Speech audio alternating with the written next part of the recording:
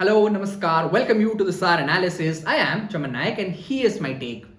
Now, can a culture become a strategic asset in geopolitics? Well, for decades, the nation have measured influence through military alliances, trade agreements, and economic power. Yet, in 21st century, another currency is quietly reshaping the relationship. It is between the shared identity and civilizational trust.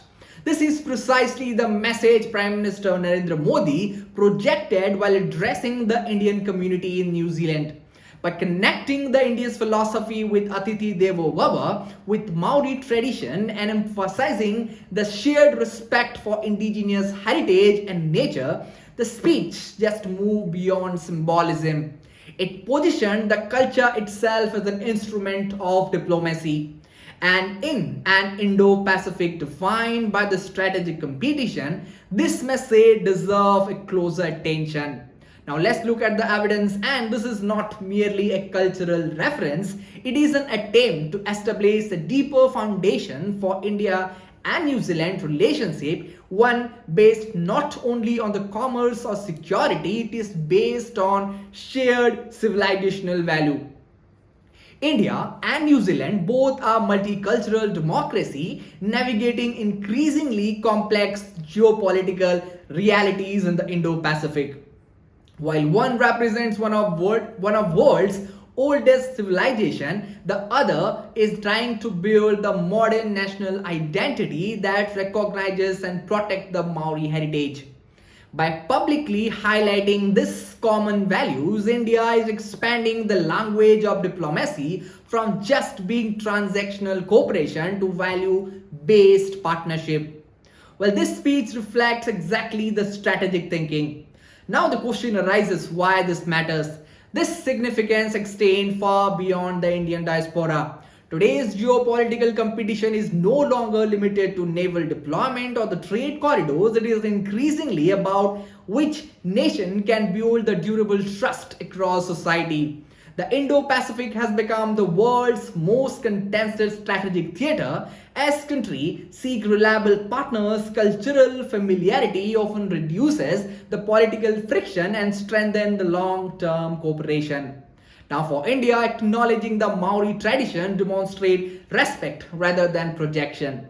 Now for New Zealand, India's recognition reinforces the partnership based on mutual dignity instead of asymmetrical influence. Now this approach also complements India's broader diplomatic philosophy, presenting itself as a country that respects sovereignty, diversity, and indigenous tradition rather than exporting the ideological models. This diplomacy through recognition, not through prescription, and that distinction matters. Now let's look at the bigger picture. Well, another school of strategic thought suggests the opposite. The civilization can become the platform for cooperation where mutual respect replaces the competition. India appears to be testing precisely that idea. Rather than defining the international partnership only through economics or difference, New Delhi is increasingly integrating the cultural narratives into foreign policy architecture. In the era of geopolitical fragmentation, the shared heritage becomes the strategic infrastructure. We all know that nations that understand each other's history often find it easier to build the trust for the future. Now here's my take. What stood out was not reference to Maori culture itself. It was a strategic choice to place the culture at the center of diplomacy.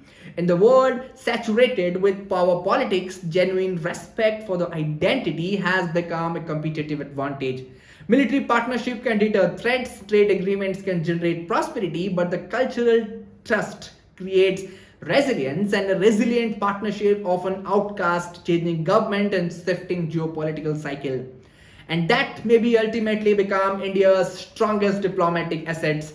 The most influential speeches are not only that announce billion-dollar agreement or historic defense pact. Sometimes they quietly redefine the language of international relation by linking Maori tradition with India's own civilization value. This was more than addressed to diaspora.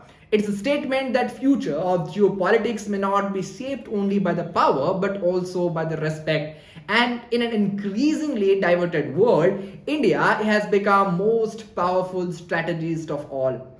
That's all from today's analysis. I will be back with another episode. Till then, thank you for watching this.